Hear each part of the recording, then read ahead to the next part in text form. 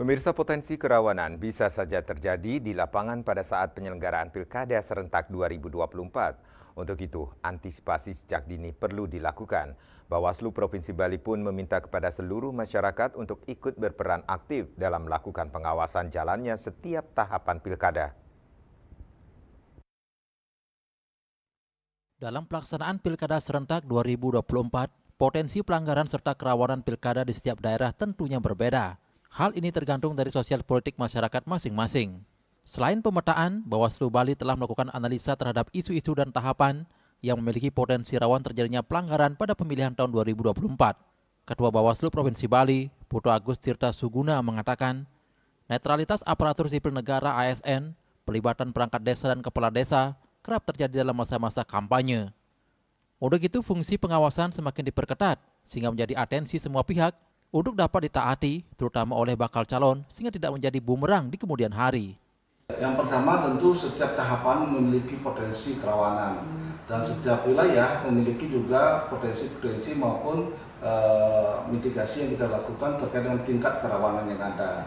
Nah, kenapa kami sampaikan seperti itu ya? Karena inilah hajatan pemilihan ya. Jadi pelibatan terkait dengan perangkat desa, kepala desa, ASN dan non ASN itu memang kerap terjadi ya. Ini yang perlu kita persiapkan bagaimana fungsi pengawasan kita sehingga betul-betul ini bisa menjadi atensi bagi semua pihak dan bisa ditaati oleh semua pihak terkait dengan bagaimana hal-hal itu bisa kita hindari lah dan bisa nanti diantisipasi oleh khususnya kepada bakal calon sehingga betul-betul nanti tidak menjadi bumerang bagi bakal calon tersebut ya. Karena apa? Karena seandainya potensi-potensi ini menjadi sebuah proses yang dibiarkan, ini kemungkinan akan menjadi sebuah pelanggaran yang masuk ke dalam proses pelanggaran TSM ya, terstruktur, sistematis dan masif.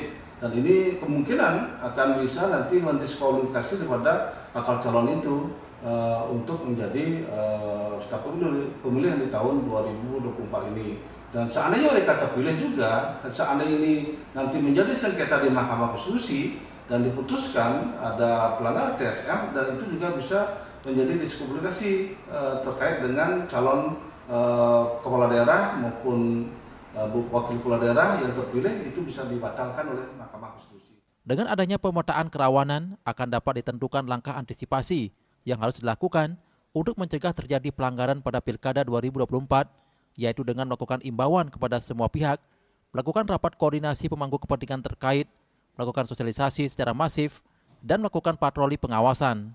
Serta peran aktif pengawasan masyarakat terhadap setiap tahapan Pilkada sangat diperlukan, karena Bawaslu tidak dapat melakukan pengawasan tanpa bantuan dari masyarakat dan elemen terkait.